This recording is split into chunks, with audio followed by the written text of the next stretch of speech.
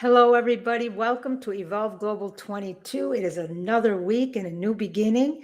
And this is our Healing Light Studio. I'm Dr. Debbie, and let's get into this week in our learning circle. Feel better daily. We make things simple here. So, I have to talk to you about something that is taking over my feed right now. Walking, just walking. Not a new supplement, not a 45-minute HIIT class, not some $600 piece of equipment sitting in the corner of your bedroom collecting dust. Walking. And at first, I will be honest with you, when I started seeing this trend everywhere, I thought, okay, here we go again. Another wellness fad, another thing the internet is going to obsess over for the 6 weeks and then forget. But then I actually looked into the research behind it. And what I found changed how I think about movement completely. So today we are starting a brand new series. We do a series every week with 4 episodes. It is called The Walk That Changes Everything, Japanese Walking and the Return to Simple. And part 1 is all about why this trend exploded, what the actual science says, and maybe most interestingly, what this tells us about what all of us have been craving without even realizing it. So let's get into this. What is Japanese walking actually? Excuse me. So first, let's just clear up what we are actually talking about. Japanese walking sounds mysterious, but it's not complicated at all. It is also called interval walking training, and the structure is simple. 3 minutes of brisk, fast-paced walking, followed by 3 minutes of slow, relaxed walking, repeated back and forth for about 30 minutes total. That's it. No equipment, no gym membership, no app required, though plenty of people use one. Just alternating your pace is at regular intervals while you walk.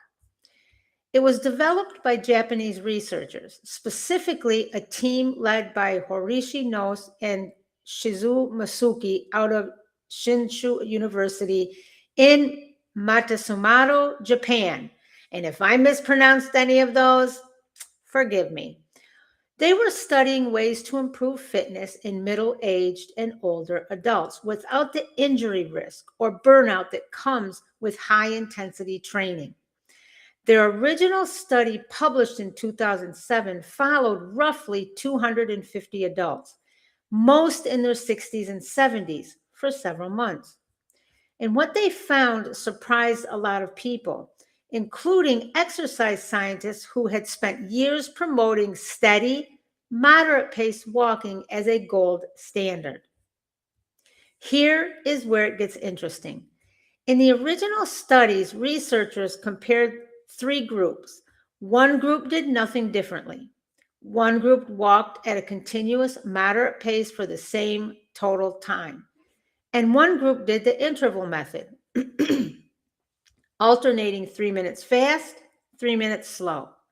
The continuous walking group saw some improvement, which makes sense. Any consistent movement is good for you.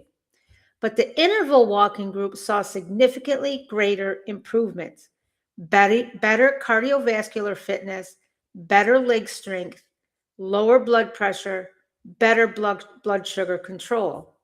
Same amount of time spent walking, dramatically different results.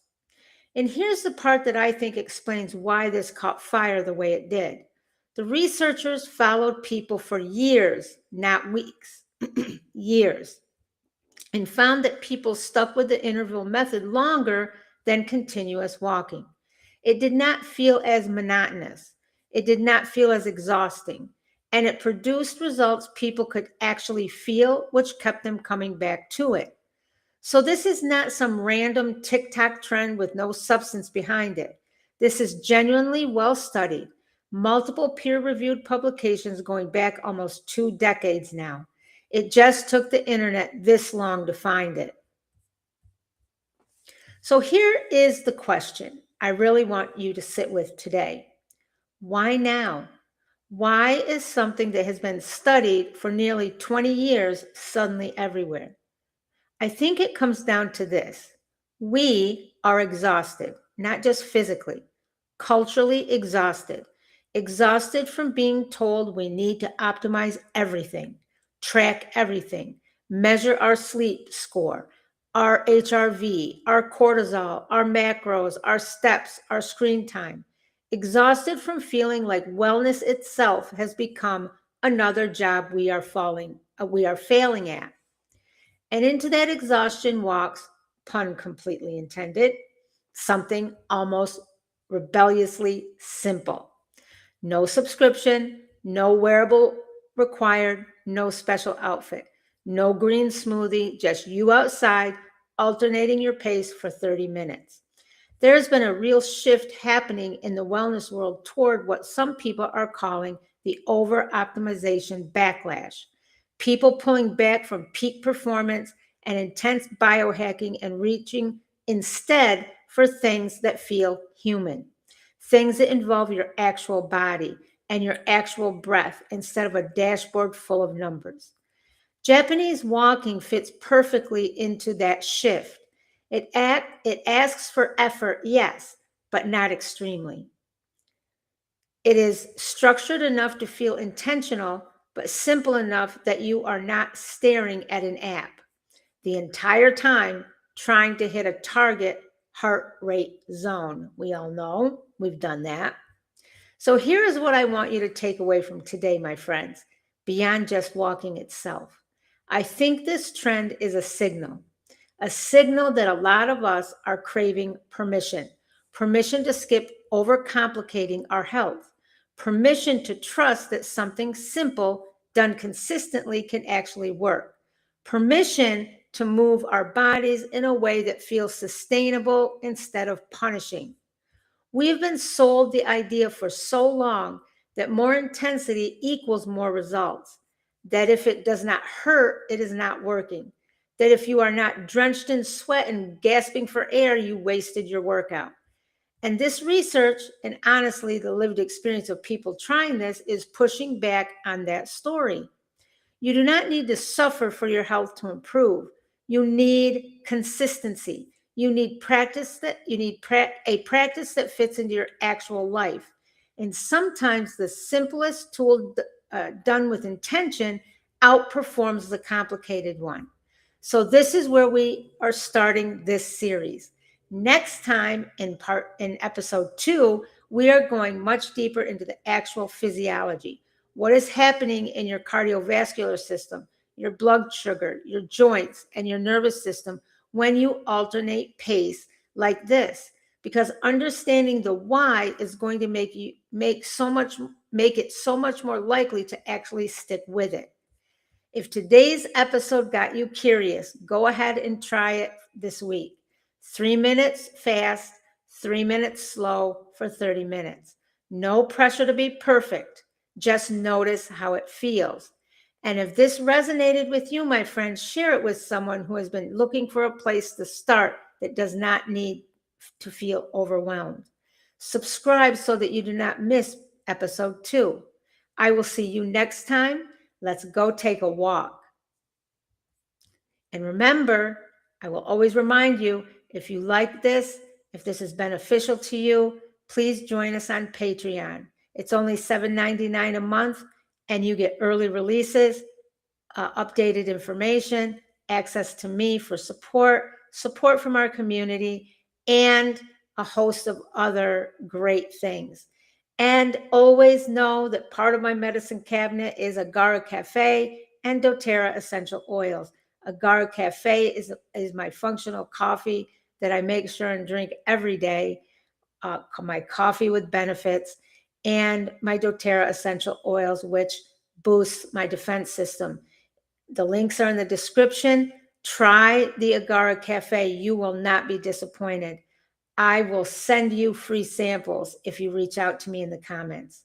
Take care. I will see you tomorrow in the circle.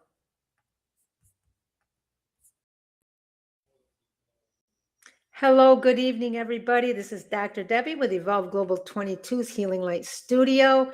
And this is episode 2 of our new healing series. Episode 2, if you missed, first before we start, if you missed part 1 or episode 1, go back and watch it first. We talked about what Japanese walking actually is, where it came from, and why this simple practice is having such a massive moment right now. But today we are going somewhere a little bit different. Today we are getting into the actual science, what is happening inside your body, your heart, your blood vessels, your blood sugar, your joints, your nervous system, when you alternate your walking pace like this. Because here is something I believe deeply. When you understand why something works, you are so much more likely to actually stick with it. Motivation fades, understanding sticks. So let's get into the body science of interval walking, known as Japanese walking. First, let's talk about your cardiovascular system. We're starting with your heart and your blood vessels because this is where some of the most compelling research lives. When we walk at a steady, moderate pace, your heart rate rises and then plateaus. It finds a comfortable rhythm and stays there. Your body adapts to that rhythm fairly quickly, which is part of why continuous walking, while beneficial, tends to produce smaller fitness gains over time. But when you alternate between brisk and slow walking, you are doing something different. During those fast three, uh, During those 3 fast minutes, you are pushing your heart rate up toward a more vigorous zone. Then during the 3 slow minutes, you allow it to come back down. Then you push it back up again. This repeated rise and fall mimics what is called interval training in exercise science more broadly, the same underlying principle behind workouts like high intensity interval training, just at a walking pace instead of a sprinting one. What this does over time is improve something called VO2 max, which is essentially a measure of how efficient your body uses oxygen during exercise. Higher VO2 max is one of the strongest predictions we have of cardiovascular health and even longevity. And in the original Japanese studies, the interval walking groups showed significantly greater improvements in the measure compared to people walking continuously for the same amount of time. This same up and down pattern has also been shown to improve blood pressure regulation. Research on interval walking specifically found meaningful reductions in both systolic and diastolic blood pressure in participants, particularly in midlife and older adults, which is exactly the population this method was originally designed for. So your heart is not just getting exercise, it is getting trained to handle variability, which is exactly what real life demands of it. Stress hits, then it passes. You climb a flight of stairs, then you sit back down. A cardiovascular system trained on intervals handles those everyday fluctuations more efficiently. Now let's talk about something that I think does not get enough attention in this conversation: blood sugar. Here is what is happening metabolically when you walk at a brisk pace. Your muscles need more fuel more quickly. They pull glucose out of your bloodstream to meet that demand. This is true of any vigorous movement, but the interval structure adds something extra. Because you are repeatedly shifting between higher and lower intensity, your body has to keep recalibrating how it uses fuel. This repeated metabolic shifting has been shown in research to improve insulin sensitivity, meaning your cells get better at responding to insulin and pulling glucose out of your blood efficiently. This matters enormously, my friends, especially heading into midlife, because insulin resistance is one of the quiet, underlying drives behind weight gain that will not budge. Energy crashes and long term metabolic conditions like type 2 diabetes. In fact, Ongoing interval walking research, including newer studies in adults managing type 2 diabetes, has continued to find meaningful improvements in glucose regulation and even motor function, meaning the benefits extend well beyond fitness alone. A simple way to think about it: steady state walking is like asking your metabolism to hold one note. Interval walking is asking it to handle a melody with ups and downs. And that flexibility is exactly what makes your metabolic system more resilient over time. Now, I want to talk directly to anyone who has been told that real exercise has to be high impact to count: running, jumping, heavy pounding cardio. Here is the truth. For a lot of women, especially heading into premenopause and beyond, high impact repetitive movement can actually aggravate joints rather than strengthen the body around them, particularly if there has been a foundation of strength training already in place. Walking by its nature is low impact. Your foot strikes the ground with significantly less force than running. And the interval method gives you a way to elevate your heart rate and challenge your cardiovascular system without asking your knees, hips, and lower back to absorb high impact shock over and over again. But it still provides a real training stimulus. Remember what we talked about back in our Wellness After 40 series. Bones need mechanical load to stay strong, and muscle responds to being challenged. Brisk walking intervals provide both of those things. Your bones get weight-bearing stimulus. Your muscles, especially your legs, glutes, and core, get worked harder during those brisk minutes than they would during a steady, comfortable pace. And this isn't just theory, my friends. Newer research out of the same Shinsu University team has specifically looked at bone mineral density in postmenopausal women doing interval walking and found the benefit was especially meaningful for women who started out with lower bone density, which means this practice is not just joint friendly. For a lot of women, it is this exact life. For a lot of women, sorry, it's been a long day. For a lot of women in this exact life stage, it may be actively bone protective. So you are getting a bone protective, muscle engaging, cardiovascular challenging movement practice without the joint stress that keeps so many people sidelined from exercise altogether at this age or as they age. This is part of why this method was specifically designed with middle-aged and older adults in mind. It was never meant to be an elite athletic training protocol. It was built to be sustainable for real bodies in real midlife for the long term. Now let's talk about something near and dear to my heart that I think is the most overlooked piece of this entire practice: what it does for the nervous system.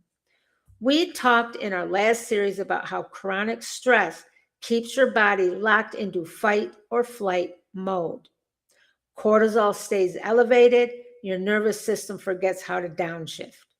Here is what is fascinating about interval walking or Japanese walking: the structure of it. Push, then ease. Push, then ease is actually a physical rehearsal of the nervous system regulation.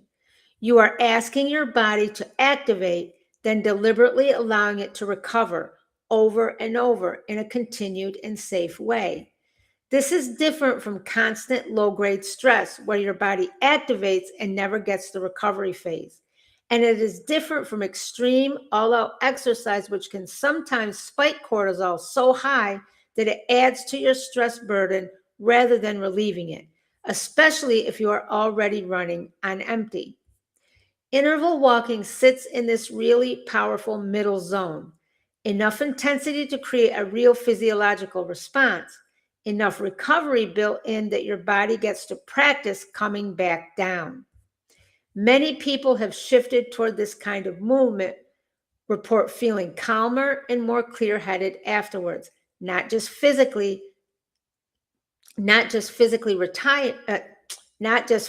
tired, but mentally settled. This is not just cardio. This is not just metabolism. This is a practice that is teaching your nervous system, your body's actual stress response system, how to regulate itself again. So let's bring this all together. When you alternate your walking pace, you are training your cardiovascular system to handle variability more efficiently. You are improving your blood sugar regulation and insulin sensitivity. You are getting bone and muscle benefits without the joint strain of high impact exercise. And you are giving your nervous system a real embodied practice in activating and then recovering. All of that from walking, my friends. Next time in episode 3, we are getting fully practical. The exact protocol, how to pace yourself without a fitness tracker, how to modify it for your fitness level, and how to actually build this into your real life so it does not become another thing you start and quietly abandon in 3 weeks. If this episode gave you a new appreciation for something as simple as a walk, share it with someone. And if you tried it after episode 1, I would love to know how it felt. Drop a comment and tell me. Make sure and like, subscribe and share. I will see you in the circle tomorrow. And don't forget, try your Agara Cafe. The link is in the description. And start building your medicine cabinet with Agara Cafe, my functional coffee that I love so much, and doTERRA essential oils. Peace, love, and light to you all. I love you all. I will see you tomorrow in the circle. Hello, everybody. It's Evolve Global 22's Healing Light Studio. I'm Dr. Debbie. And today we are starting episode 3. So sit back, relax, and let's get into this. Once again, welcome. I appreciate all of you being here and all of those who support my work and find my work helpful. I'm very, very happy for that and grateful for you. If you have been with us for episode 1 and episode 2, you already know what Japanese walking is, where it came from, and what is actually happening in your body when you do it. The cardiovascular benefits, the blood sugar piece, the joint-friendly muscle and bone work, the nervous system regulation, all of it. So today we are doing the episode I think a lot of you have been waiting for, the actual how-to. Because I can tell you all the research in the world, but if you do not know exactly how to structure this, what pace actually counts as brisk, or how to fit it into your real busy life, none of the science matters. It just stays information instead of becoming a practice. So today, let's make this simple, practical, and something you can start literally today. Here is the exact protocol. Let's start with the structure itself because it is really simple. 3 minutes of brisk, fast-paced walking, followed by 3 minutes of slow, relaxed walking, repeated back and forth for a total of about 30 minutes. That works out to 5 rounds of brisk walking and 5 rounds of slow walking, give or take, depending on how you start and end your session. A few practical notes on the structure. You do not need to start at a full 30 minutes if that feels like a lot right now. The research shows benefits even with shorter total sessions, and consistency matters far more than perfect duration. If you are starting from a more sedentary place, even 15, 20 minutes total, alternating 3 and 3, is a completely legitimate place to begin. You also do not need to be rigid about exactly 3 minutes every single time. If you are walking outside and you hit a natural landmark, a mailbox, a corner, a tree, feel free to use that as your interval marker instead of constantly checking a clock. The structure matters more than the perfect precision. And ideally, this is something you are doing most days of the week. The original research protocols generally had participants doing this 4 to 5 times per week to see the meaningful improvements we talked about in episode 2. That said, doing it 2 to 3 times a week consistently will still get you real benefits. It just may take a little bit longer to see the same magnitude of change. So let's talk about how to gauge brisk versus slow without a fitness tracker. Now, the question I think trips people up the most: how do you actually know if you are walking briskly enough or slowly enough without starting at a heart rate monitor the entire time? Without staring at a heart monitor the entire time. Here is the simplest way to think about it, using what is called the talk test.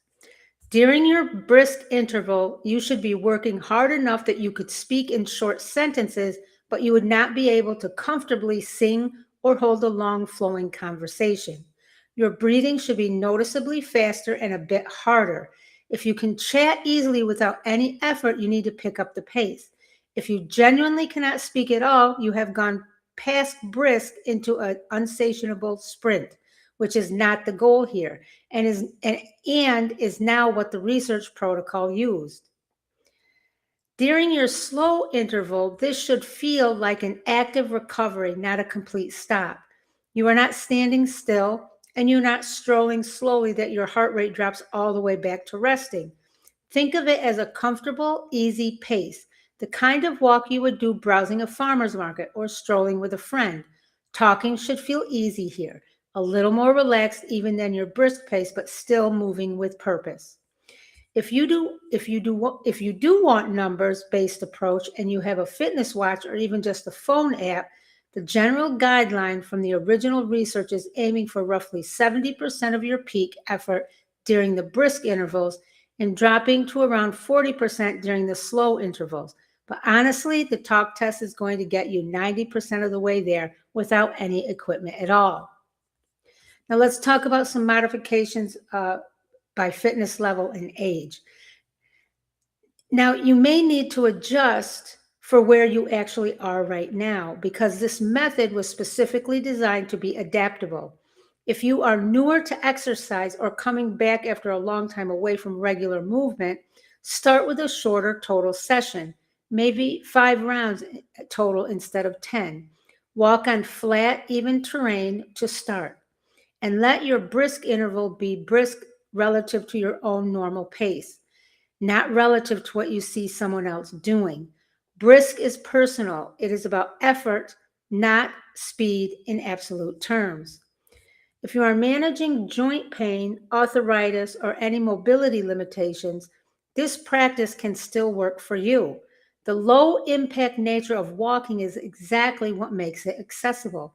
You may simply adjust what brisk feels like, perhaps using a slight incline or just a quicker turnover if your steps rather than a faster overall pace, and lean more heavily on supportive, well-cushioned, soft footwear. If you are already quite fit and looking for more of a challenge, you can extend the total session length, add gentle incline by walking hills or using a treadmill incline, or extend your brisk intervals slightly longer than your recovery intervals while still keeping the overall back and forth structure. And for anyone managing a chronic health condition, particularly anything cardiovascular, or if you've been told by a doctor to be cautious with exercise intensity, please check in with your healthcare provider before starting an interval-based program, just so they can confirm it is appropriate for your specific situation. This is general education, not individual medical advice. The beautiful thing about this method is that brisk and slow are relative to you. A brisk interval for someone just starting out and a brisk interval for someone who walks daily are going to look completely different from the outside. And that is exactly how it should work. Okay, now for the part that I think actually determines whether this becomes a real lasting practice or just another thing you try for a week and quietly abandon. Here is what I want you to think about. First, attach it to something you already do. This is one of the most well-supported strategies for building any new habit. If you already walk the dog, turn it into your interval session. If you already take a lunch break, use part of it for this. If you already drop your kids off somewhere, see if you can turn part of that drive into a walk instead or extend it by 10 minutes either side. Second, remove the decision making. Decide in advance which days and what time you are doing this, the same way you would block off a meeting. I do not know if I feel like it today is one of the biggest reasons new movement practices fail. Take the decision out of the moment and put it on your calendar instead. Third, let it be imperfect. Some days your brisk interval might genuinely be a 10 out of 10 effort. Other days, especially if you're tired or it's been a hard week, your brisk interval might just be a slightly faster version of your normal slow pace. That is completely fine. The structure of alternating effort is what matters most, not hitting some perfect intensity standard every single time. Fourth, pair it with something you enjoy if that helps you show up. A podcast you love, a playlist that makes you want to move, a friend who will do it with you. There is no rule that says that this has to be done in total silence and solitude unless that is what you actually prefer. And finally, my friends, track it simply. If tracking helps you, but do not if tracking helps you, it's okay to track. Just do it simply. But don't let tracking become another form of pressure. A simple check mark on a calendar after each session can be incredibly motivating without tipping into the kind of obsessive optimization we talked about back in episode 1. The very thing this whole practice is actually a relief from. So here is your complete practical takeaway from today. 3 minutes brisk, 3 minutes slow. Repeated for roughly 30 minutes. Most days of the week, if you can manage it. Use the talk test to gauge your effort, adjust the intensity to your own fitness level and body, and build it into your life in a way that removes friction instead of adding more decisions to your day. This week, I want you to actually try it, not just think about it. Pick a day, pick a time, and go take your first interval walk. Next time, in our final episode of this series, we are going to step back and talk about why this practice is about so much more than just walking, what it teaches us about pacing ourselves, not just exercise, but in life. That episode is going to bring this whole series full circle. If today's episode gave you exactly what you needed to get started, share it with someone who's been looking for a place to begin that does not feel overwhelming. Subscribe so you do not miss the final episode. I will see you next time. Now go for a walk. Try it out. But before I actually close, remember, you can get more on Patreon for only $7.99 a month. I do early releases of these live stream videos. I also do an anchor for each day, Monday through Friday. There's other information there, other master classes. You have access to me. You get support, not only from me, but from our community. And don't forget to start building your medicine cabinet. A bunch of videos ago, I did a whole video or more on my natural holistic medicine cabinet. And Agara Cafe is a big part of that. That's my functional coffee, my coffee with benefits. There are many videos on that. Take a look. Also, essential oils are my go-to every day to be proactive. And then when I really need something, I have others that I use when I'm coming down with a cold or coming down with something. So please check it out. The links are in the description and the first comment. So now go take a walk. I will see you tomorrow in the circle. Hello and welcome to Evolve Global 22's Healing Light Studio. Feel Better Daily. I'm Dr. Debbie, and this is episode 4 for this week. So let's get right into it.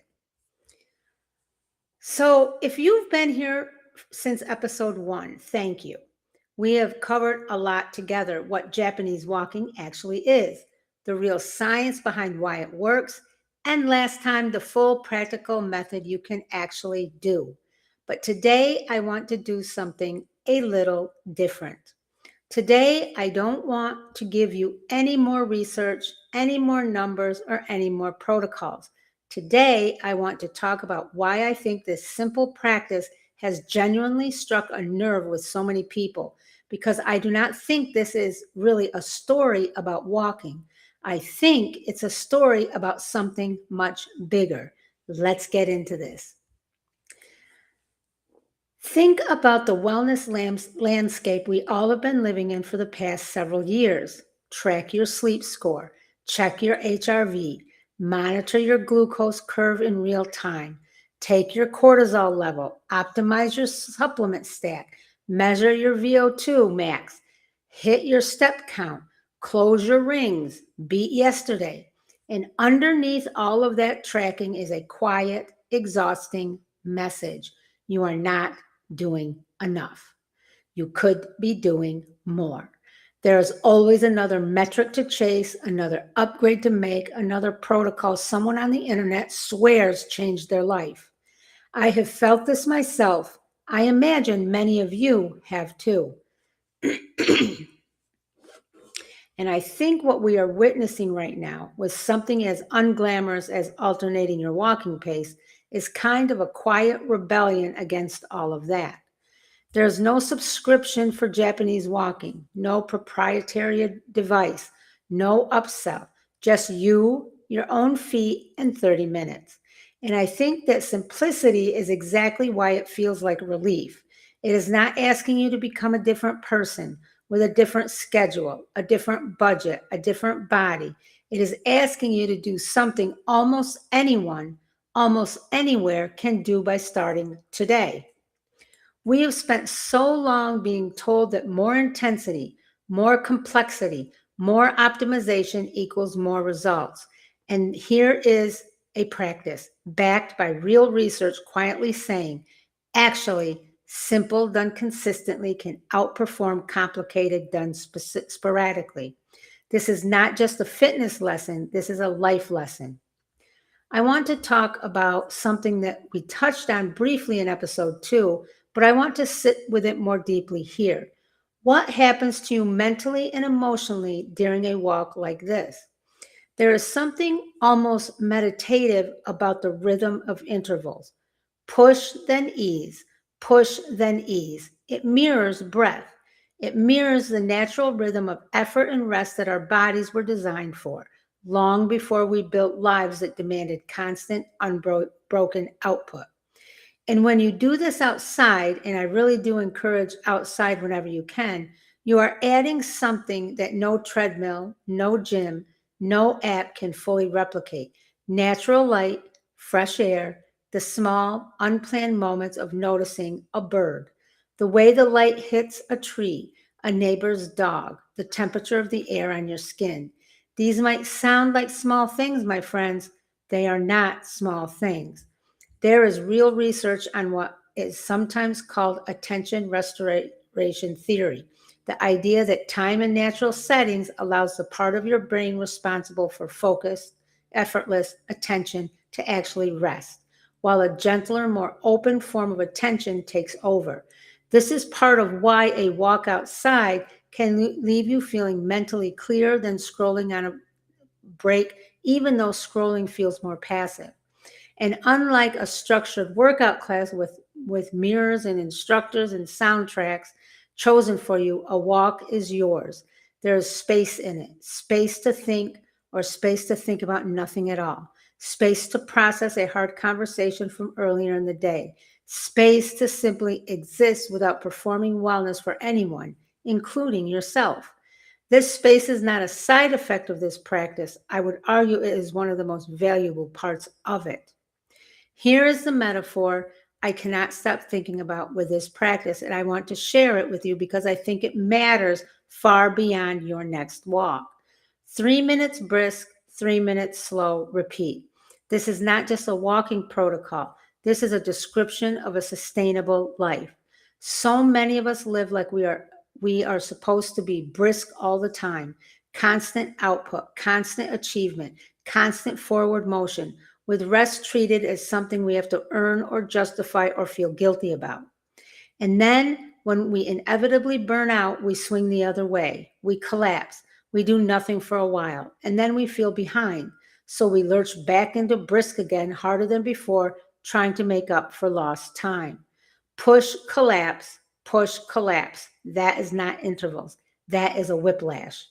What this walking practice physically teaches your body, it can also teach the rest of your life if you let it. Effort is sustainable when it is followed by full recovery. You do not have to choose between going hard and resting. You can structure your life the same way you structure this walk, around rhythm. Push with intention, then ease. With intention, then push again. Your career does not have to be one long, brisk interval until retirement. Your relationships do not have to be one long, brisk interval until burnout. Even your healing, the kind of healing we've talked about so much in our other series together, does not have to be one long, brisk interval of constant work on yourself with no recovery built in. Rhythm is not laziness, my friends. Rhythm is sustainability. And this walking practice, more than almost anything else I have come across recently, makes this lesson physical, felt, embodied, not just something you read in a book. So as we close on this series, here's what I want to leave you with. I do not want this to just be a fitness trend you tried for a few weeks and then moved on from when the next thing went viral. I want this to be an entry point, a small, accessible, research-backed way of asking yourself a bigger question. Where else in my life am I choosing complicated when simple would actually serve me better? Where else am I choosing extreme when sustainable would actually get me further? Maybe it is your eating. Maybe it's your relationship with rest. Maybe it's how you approach your own health healing journey. Maybe it's simply how you walk to yourself when you do not hit some arbitrary standard you set. Sorry, let me back up. Maybe it's simply how you talk to yourself when you do not hit some arbitrary standard you set. Sorry, guys, I am a little tired tonight. This walk can be the beginning of a much bigger shift. Less but better. Simple but consistent. Effort followed by real recovery on repeat for the long haul. This is not just how you build cardiovascular fitness. This is how you build a life you can actually sustain. We have covered so much in this series. In episode 1, we talked about what Japanese walking is and why it exploded into a viral moment right now. In episode 2, we went deep into the actual body science, your heart, your blood sugar, your bones and muscles, your nervous system. In episode 3, we got fully practical with the exact method, how to pace yourself and how to build it into real life. And today, my friends, we brought it all together because in the end, this was never really just about walking. It was about remembering that simple, sustainable, rhythmic practices can change us, not despite this simplicity, but because of it. If this series meant something to you, share it with someone who needs permission to start small, someone who has been waiting for wellness to feel less overwhelming and more human. Leave me a comment and tell me, did you try the walk this week? How did it feel? I want to know. Thank you for being here for this whole series. I will see you in the next one. Now make sure you go take a walk. And don't forget, on Fridays, I put all 4 episodes together and stream them back to back. So it's a good time to review and listen one more time with everything together. Or if you missed anything, you can review it all together and fill in the missing pieces. And always, I invite you to come become a member of our community on Patreon. It's only $7.99 a month. You get early releases of these live streams, and you get daily anchors Monday through Friday. There's master classes in there, other information. You get direct support from me and the community as a whole. We support each other. And then start today building your medicine cabinet. I use Agara Cafe, a functional coffee. It is amazing. It's changed so many things for me. And I use doTERRA essential oils to be proactive and also to heal or address issues that come along the way. So on that note, I love you all. Peace, love, and light. Take care. I will see you next week in the circle.